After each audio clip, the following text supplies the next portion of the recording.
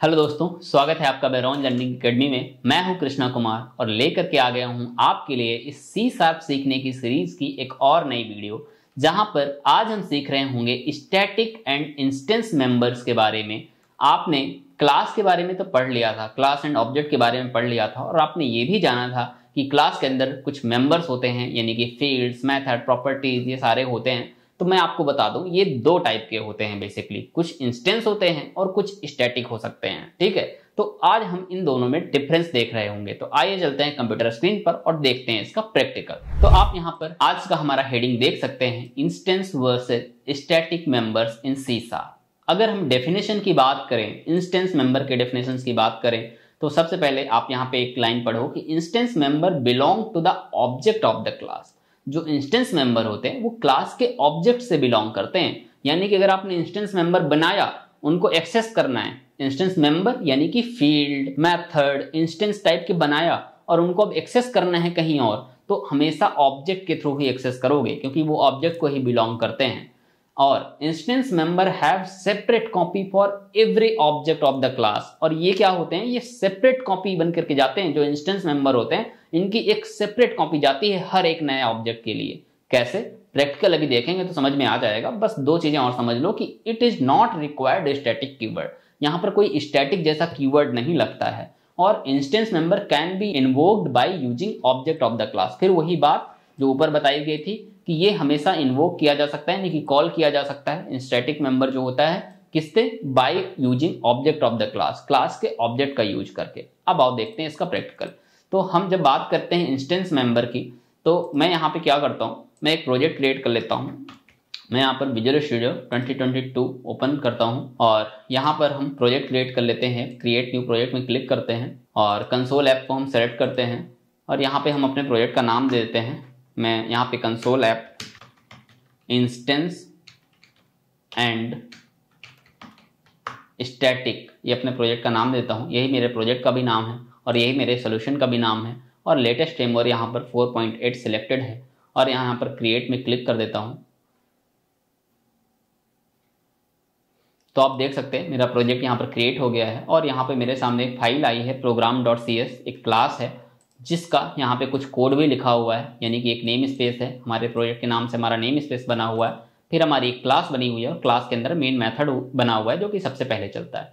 अब मैं क्या करता हूँ, इस क्लास के बाहर, ये हमारी एक क्लास बनी हुई है, इस क्लास के बाहर आकर के मैं इंस्टेंस मेंबर को समझने के लिए, क्योंकि इंस्टेंस मेंबर बनते कहाँ हैं? क्लास के अंदर। तो इंस्टेंस मेंबर को समझने के लिए सबसे पहले मैं एक क्लास बनाता हूँ अपनी। तो क्लास कहाँ बनाता हूँ? इस क्लास के बाहर आकर के अपनी क्लास बना रहा हूँ मैं। तो क्लास बनाने के लिए मैंने आपको ऑलरेडी बताया था कि क्लास कीवर्ड लिखना होता है और फिर क्लास का नाम लिख देना होता है। तो मैं यहाँ पे क्लास का नाम स्टूडेंट नाम लिख देता हूँ। क्लास का नाम ये मैंने लिख दिया और बस मुझे यहाँ पर कर्ली ब्रेसेस लगाना है। अच्छा, क्लास का नाम जब यहाँ पे लिखते हो तो यहाँ पे कोई पैरेंथेसिस नहीं लगते, वो लगते हैं फंक्शन में। याद रखना कि कभी भी कोई वर्ड लिखा है उसके आगे पैरेंथेसिस लगे, यानी कि वो फंक्शन है। और क्लास में कभी आगे पैरेंथेसिस नहीं लगे होंगे, ये याद रखना। ठीक है, तो यहाँ पे मैंने क्लास बनाई। अब क्लास के अंदर क्या हो सकते हैं? फील्ड्स हो सकती है, मेथड हो सकते हैं, उन्हीं को हम क्लास के मेंबर बोलते हैं। अब वो कब स्टैटिक होंगे, कब इंस्टेंस होंगे, वो हमें समझना है। तो हम यहाँ पर क्या करते हैं, स्टूडेंट के लिए कुछ फील्ड बनाते हैं। तो स्टूडेंट की कौन कौन सी फील्ड हो सकती है? स्टूडेंट की फील्ड हो सकती है जैसे कि उसका नाम, उसका फोन नंबर, उसकी एज। तो मैं यहाँ पर पहले फील्ड बनाता हूँ स्ट्रिंग टाइप की, जिसमें यहाँ पर फील्ड का नाम देता हूँ मैं स्टूडेंट नेम। स्टूडेंट नेम, ठीक है, ये मैंने एक फील्ड बनाई। दूसरी फील्ड बनाता हूँ स्ट्रिंग टाइप की फोन नंबर। Phone number. तीसरी फील्ड बनाता हूँ इंट टाइप की एज। ठीक है, ये तीन फील्ड बना ली। अब मैं इन तीनों फील्डों में ना पब्लिक कीवर्ड लगा देता हूँ, जिससे मैं इसको बाहर से, यानी कि दूसरी क्लास से एक्सेस भी कर पाऊँ, वरना मैं एक्सेस नहीं कर पाऊंगा। ठीक है, तो पब्लिक कीवर्ड लगाना यहाँ पर मैंडेटरी है। अगर आपको कहीं और से एक्सेस करना है, कहीं और पे ऑब्जेक्ट बना करके उनको एक्सेस करना है, तो पब्लिक कीवर्ड लगाना मैंडेटरी है, ये ध्यान देना। तो मैं यहाँ पर पब्लिक कीवर्ड लगा देता हूँ। अच्छा, तो ये तीन चीजें मैंने क्लास के अंदर बना दी। ये तीनों क्या हैं? ये फील्ड हैं। ये कैसी फील्ड है, ये पता कैसे चलेगा आपको? आपको ये देखना है कि क्या इनमें कहीं स्टैटिक जैसा कीवर्ड लगा है? नहीं लगा ना, तो ये इंस्टेंस फील्ड है। इंस्टेंस की यही पहचान है। यहाँ पे लिखा हुआ था it not required static keyword. अगर स्टैटिक कीवर्ड नहीं लगा तो ये बाय डिफॉल्ट इंस्टेंस ही होते हैं। जितनी भी प्रॉपर्टीज बनती हैं, मेथड बनते हैं, सब बाय डिफॉल्ट इंस्टेंस ही होते हैं, अगर उसमें स्टैटिक नाम का कीवर्ड नहीं लगाया गया। अगर हमने ऐसे स्टैटिक कीवर्ड लगा दिया तो अब वो फील्ड इंस्टेंस नहीं रही, यानी कि स्टूडेंट नेम वाली फील्ड है वो इंस्टेंस नहीं रही। ठीक है, अच्छा डिफरेंस क्या है इंस्टेंस और स्टैटिक में, उसके लिए हम सबसे पहले क्या करते हैं, इंस्टेंस ही बना रहने देते हैं और हम क्या करते हैं कि सबसे पहले हम यहाँ पर आकर क्लास का ऑब्जेक्ट बनाते हैं और इन फील्डों में कुछ वैल्यू सेट करते हैं। ठीक है, तो मैं यहाँ पे क्या करता हूँ, क्लास का ऑब्जेक्ट बनाता हूँ। तो क्लास का ऑब्जेक्ट मैंने आपको बनाना ऑलरेडी बताया हुआ है। क्या करना होता है, क्लास का नाम लिखना होता है, आपको स्टूडेंट क्लास का नाम लिखना है, फिर आपको ऑब्जेक्ट का नाम लिखना है, यानी कि स्टूडेंट का नाम कुछ भी हो सकता है, जैसे मैं यहाँ पर बोल सकता हूँ std1 या obj1, ऐसा करके कुछ भी मैं नाम देता हूँ यहाँ पर। ठीक है, std1 मैंने नाम दे दिया और इक्वल लगाया। ठीक है, या मैं यहाँ पर डायरेक्ट स्टूडेंट का नाम ही दे सकता हूँ, जैसे यहाँ पर मैं दे सकता हूँ रवि। ठीक है, ये भी दे सकता हूँ, कुछ भी आप XYZ दे दो। अच्छा, लेकिन हमने यहाँ पे स्टूडेंट नाम की प्रॉपर्टी एक अलग से बना रखी है, तो फिर नाम देने का कोई मतलब नहीं है, तो मैं यहाँ पर std1 ही इसको देता हूँ, अभी नाम नहीं देता हूँ। और ये नाम मैंने दे दिया और यहाँ पे न्यू कीवर्ड लगाऊंगा और यहाँ पर फिर से वही स्टूडेंट में लिखूंगा, यानी कि जो आपका क्लास का नाम था वही मैं यहाँ पे लिखूंगा और यहाँ पर मैं पैरेंथेसिस लगा दूंगा और यहाँ पर मैं सेमीकोलन लगा दूंगा। तो ये जो लाइन ऑफ कोड है, ये लाइन ऑफ कोड क्या कर रहा है, ये ऑब्जेक्ट क्रिएट कर रहा है किस क्लास का, इस स्टूडेंट क्लास का। यानी कि एक बार std1 ऑब्जेक्ट क्रिएट हो गया तो ये std1 अब इन फील्डों को एक्सेस कर सकता है, उनमें कुछ वैल्यू सेट कर सकता है। ठीक है, तो मैं यहाँ पे क्या करता हूँ, अब std1 जो है ऐसे टाइप करता हूँ, डॉट लगाता हूँ, तो आप देखोगे वो एज, वो फ़ोन नंबर, वो स्टूडेंट नेम, उन प्रॉपर्टियों को मैं यहाँ पर एक्सेस कर पा रहा हूँ और उनमें मैं कुछ वैल्यू भी सेट कर सकता हूँ। जैसे मैं यहाँ पे स्टूडेंट नेम को मैंने उठाया, इसमें मैंने कुछ वैल्यू सेट कर दी, मैंने यहाँ पे सेट कर दी रवि शुक्ला। ठीक, ये मैंने वैल्यू सेट कर दी। उसके बाद मेरी दूसरी प्रॉपर्टी है std1, यानी कि पहला हमारा जो ऑब्जेक्ट है डॉट लगाया, यहाँ पे मुझे फ़ोन नंबर सेलेक्ट करना है, तो मैं यहाँ पे फ़ोन नंबर और इसमें मैं कुछ फ़ोन नंबर सेट कर देता हूँ। ठीक है, उसके बाद मैं तीसरी फील्ड को एक्सेस करता हूँ std1 डॉट एज नाम से जो हमने फील्ड बनाई थी, एज में यहाँ पे कुछ सेट कर देता हूँ। तो ये मैंने पहले ऑब्जेक्ट के लिए सेट कर दिया। ठीक है, ध्यान देना, अगर मैं दूसरा कोई ऑब्जेक्ट बनाऊं, यहाँ पे अगर मैं दूसरा कोई ऑब्जेक्ट बनाऊं std2 के नाम से, std2 के नाम से, तो मुझे यहाँ पे भी 2 करना होगा, यहाँ पे भी 2 करना होगा और यहाँ पे भी 2 करना होगा। और दूसरा ऑब्जेक्ट बन गया। इस बार मैं इसकी एज कुछ और कर देता हूँ, नाम कुछ और कर देता हूँ, नाम मैं इस बार यहाँ पे कर देता हूँ विमल कुमार। ठीक है, नंबर मैं यही रहने देता हूँ या कुछ चेंज कर देता हूँ। ठीक है, तो ये फ़ोन नंबर दे दिया। तो इस तरह से मैंने 2 ऑब्जेक्ट बना रखे, यानी कि 2 रियल टाइम एंटिटी बना रखी। आप और भी ऑब्जेक्ट चाहो तो बना सकते हो, std3 std4 कितने भी स्टूडेंट बना सकते हो। ठीक है, और हर स्टूडेंट की कुछ फील्डें भी आपने डिसाइड कर दी हैं अलग अलग। आप देख रहे हो सेपरेट कॉपी का क्या मतलब है, यहाँ पे जो एक लाइन बताई गई थी कि instance member belong to each object of the class. ठीक है, फिर दूसरी लाइन थी instance member have separate copy of every object of the class. जो इंस्टेंस मेंबर होते हैं उनमें सेपरेट कॉपी जाती है उनकी हर ऑब्जेक्ट के लिए, यानी कि उनकी वैल्यू डिफरेंट हो सकती है।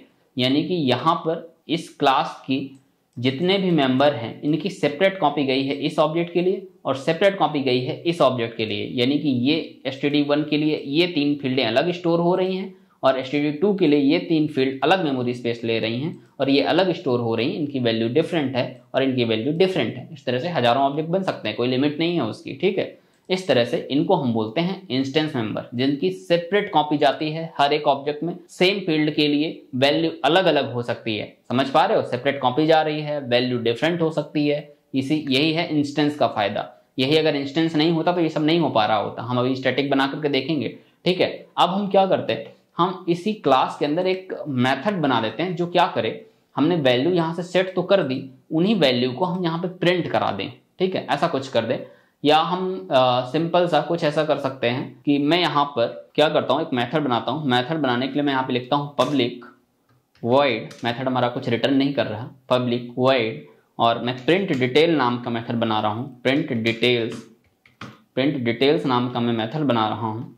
अब मेथड क्या करेगा, कंसोल डॉट राइट लाइन लगा करके प्रिंट कर देगा सारी चीज़ें। ठीक है, या कंसोल डॉट राइट करके हम प्रिंट कर दे रहे हैं। क्या प्रिंट करते हैं, नेम इज, किसका नेम, स्टूडेंट का ना, तो यहाँ हम यहाँ पर रखते हैं स्टूडेंट नेम इज, ठीक है, इज, यहाँ पे प्लस लगाते हैं और मैं यहाँ पे वो स्टूडेंट नेम नाम का जो वेरिएबल बना है, स्टूडेंट नेम, उस वेरिएबल को मैं यहाँ पर प्रिंट करा लेता हूँ। ठीक है, इस तरह से मैं तीनों फील्डों को यहाँ पे प्रिंट करा लेता हूँ। पहले नेम, फिर फ़ोन नंबर, और फिर यहाँ पे फ़ोन नंबर के बाद एज, और यहाँ पे भी मैं वेरिएबल को चेंज कर देता हूँ, फ़ोन नंबर, और यहाँ पे मैंने कर दिया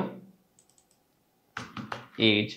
ठीक है, तो ये वेरिएबल मैंने प्रिंट करा दिए। अच्छा ठीक है, ये प्रिंट डिटेल मेथड हो गया। अब ये प्रिंट डिटेल मेथड किसके लिए चलाना है, ध्यान देना। अगर इस प्रिंट डिटेल मेथड को चलाने के लिए मुझे किसकी ज़रूरत पड़ेगी, ऑब्जेक्ट की ज़रूरत पड़ेगी, यानी कि ये भी एक इंस्टेंस मेथड है। इंस्टेंस मेथड में डेफिनेशन हमने पढ़ी थी, instance member belong to the object. और यहाँ पे एक चीज़ और पढ़ा था, instance member can be invoked, call किए जा सकते हैं by using object of the class, class के ऑब्जेक्ट से ही कॉल किए जा सकते हैं। यानी कि अगर आपको ये प्रिंट डिटेल मेथड को कॉल करना है तो इस ऑब्जेक्ट के नाम को यूज करके ही कॉल किया जा सकता है। मैं क्या करता हूँ, पहले std1 को यूज करता हूँ, std1 और डॉट प्रिंट डिटेल मेथड को कॉल कर लेता हूँ। std1 dot print detail method को मैंने कॉल कर लिया। फिर मैं क्या करता हूँ, std2 को इस बार यूज करता हूँ और डॉट लगा करके प्रिंट डिटेल मेथड को कॉल कर लेता हूँ। अब ध्यान देना कि मैंने यहाँ पर std1 को यूज करके एक बार प्रिंट डिटेल को कॉल किया है, एक बार std2 को यूज करके प्रिंट डिटेल मेथड को कॉल किया है। अब ये समझने वाली बात ये है कि std1 के लिए हमने डिफरेंट वैल्यू सेट की हैं, सेपरेट कॉपी गई हैं उन फील्डों की, ठीक है। और std2 के लिए हमने डिफरेंट वैल्यू सेट की है, यानी कि उन मेंबर्स की डिफरेंट कॉपी गई है इस ऑब्जेक्ट 2 के पास, ठीक है।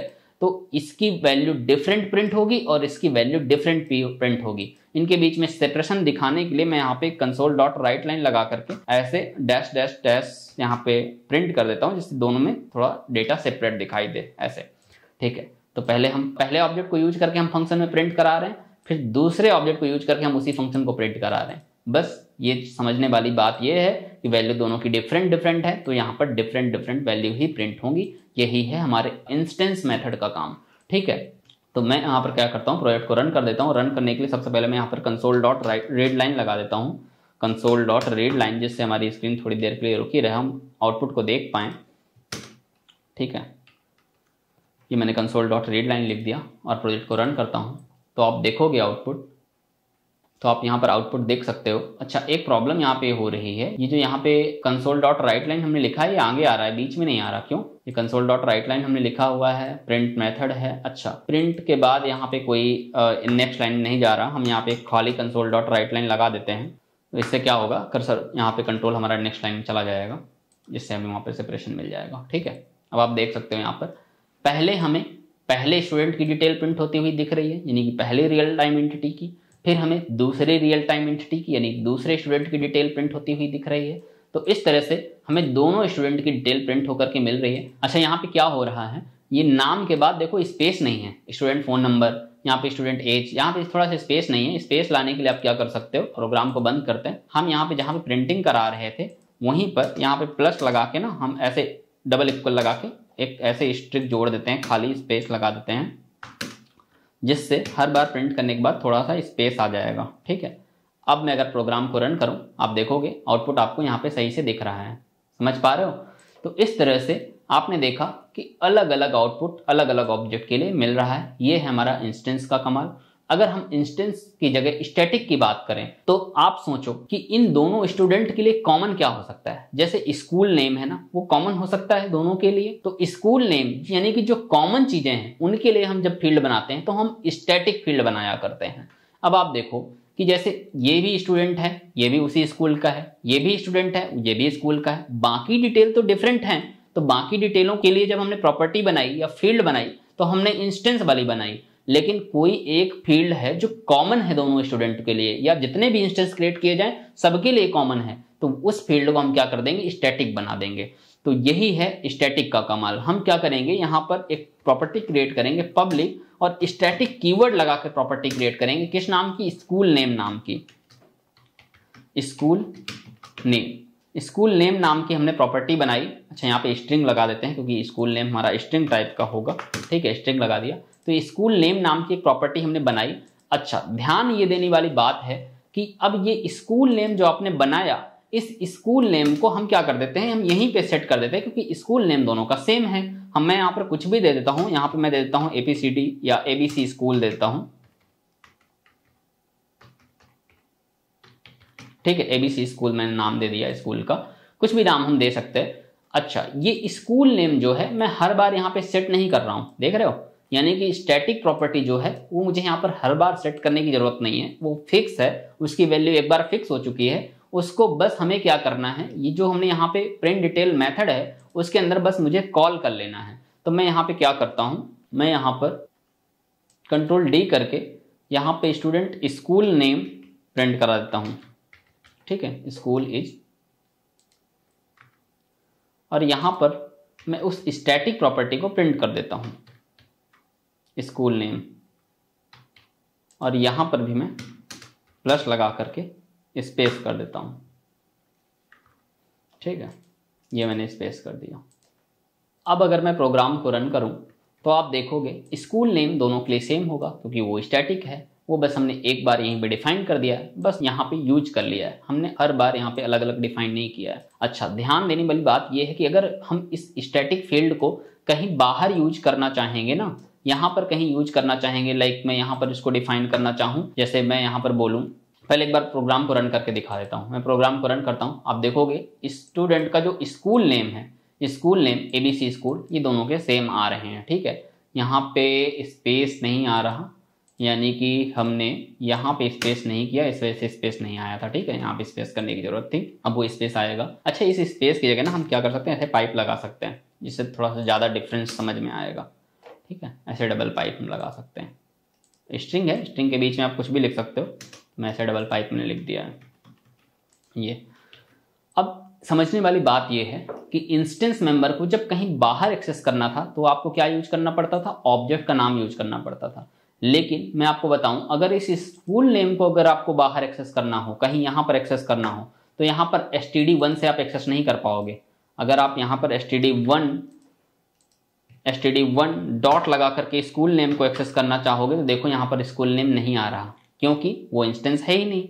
और यहाँ पर आप स्टैटिक की डेफिनेशन में आओ, देखो static member are associated with the class name या क्लास इटसेल्फ, यानी कि क्लास के नेम से, खुद क्लास से ही एक्सेस होते हैं, क्लास के नेम से। इनके लिए ऑब्जेक्ट बनाने की जरूरत नहीं पड़ती है, rather than with any specific object, किसी स्पेसिफिक ऑब्जेक्ट की जरूरत नहीं पड़ती। There are only one copy of static member, केवल एक ही कॉपी जाती है सभी ऑब्जेक्ट के पास, अलग अलग सेपरेट कॉपी नहीं जाती, यानी कि वैल्यू सब में सेम रहेगी, ठीक है। Shared across all the instance of the class, no need to create an object to access static members, access directly with the class name, directly class name से आप एक्सेस कर सकते हो, ठीक है। तो हम ऐसा भी कर सकते हैं कि हम यहाँ पे क्या करें, कोई भी ऑब्जेक्ट बनाने से पहले हम यहाँ पर सबसे पहले हम स्कूल नेम को सेट करने के लिए क्लास का नाम डायरेक्ट लिखें। मैं यहाँ पे क्लास का नाम, यानी कि जो हमारा स्टूडेंट है क्लास का नाम है, उसको लिखूं और मैं डायरेक्ट स्कूल नेम को एक्सेस करना चाहूँ तो मैं यहाँ पे एक्सेस कर सकता हूँ।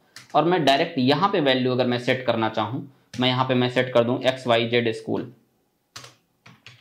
XYZ स्कूल, ये मैंने वैल्यू यहाँ पे सेट कर दी है। और यहाँ से मैं वैल्यू हटा देता हूँ, यहाँ पे जो मैंने प्रॉपर्टी बनाई थी सिर्फ मैं यहाँ पे प्रॉपर्टी बनाता हूँ और वैल्यू हटा देता हूँ, प्रॉपर्टी या फील्ड बनाता हूँ कह सकते हैं। प्रॉपर्टी थोड़ा सा डिफरेंस है, मैं बाद में समझाऊंगा प्रॉपर्टी के बारे में। तो यहाँ पर जो मैंने फील्ड बनाई है वहां पर मैंने कोई डिफॉल्ट वैल्यू नहीं दी, और यहाँ पे मैंने एक वैल्यू दे दी, क्लास के नाम से उस फील्ड को एक्सेस करके वैल्यू दे दी XYZ स्कूल। और अब देखना, अब भी जब मेरा प्रोग्राम रन करेगा, मैं प्रोग्राम को रन करता हूँ, अब भी आप देखोगे दोनों के लिए XYZ आ रहा है, यानी कि एक बार मैंने बस क्लास के नाम से वैल्यू डिफाइन कर देना है, हर बार मुझे ऑब्जेक्ट के नाम से डिफाइन नहीं करना पड़ेगा उस स्टैटिक फील्ड में वैल्यू। समझ पा रहे हो स्टैटिक का मतलब, बस एक बार वन टाइम डिफाइन होगी, वही सेम कॉपी जाएगी सभी ऑब्जेक्ट के लिए। इस ऑब्जेक्ट के लिए भी स्कूल का नाम सेम जा रहा है, इस ऑब्जेक्ट के लिए भी स्कूल का नेम सेम जा रहा है, हर एक ऑब्जेक्ट के लिए हम वैल्यू डिफाइन नहीं कर रहे हैं उस स्टैटिक फील्ड में। समझ पा रहे हो, बस इतना ही है डिफरेंस स्टैटिक और इंस्टेंस में। मुझे लगता है आपको अच्छे से ये कॉन्सेप्ट समझ में आ गया होगा इंस्टेंस और स्टैटिक मेंबर्स के बारे में। अच्छा, मैंने यहाँ पे इंस्टेंस फील्ड बनाई है, इंस्टेंस मेथड भी बनाया है, इसी तरह से स्टैटिक मेथड भी बन सकता है, और स्टैटिक मेथड को भी जब कहीं और कॉल करोगे तो वहां पर भी ऑब्जेक्ट बनाने की कोई जरूरत नहीं होगी, वो मेथड भी क्लास के नाम में ही डॉट लगाकर एक्सेस कर लिया जाएगा। समझ पा रहे हो? तो आप स्टैटिक मेथड भी एक बनाओ और उसको भी एक्सेस करने का प्रयास करो कहीं बाहर दूसरी क्लास में, ठीक है। तो मुझे लगता है आपको ये कॉन्सेप्ट अच्छे से समझ में आ गया होगा। अगर आपको ये चीजें समझ में आई हैं तो हमारे वीडियो को लाइक करें, हमारे चैनल को सब्सक्राइब करें। अगर आपका कोई डाउट है तो आप यहाँ पर कमेंट करें, मैं आपके आंसर देने का प्रयास करूंगा। Thank you all of you.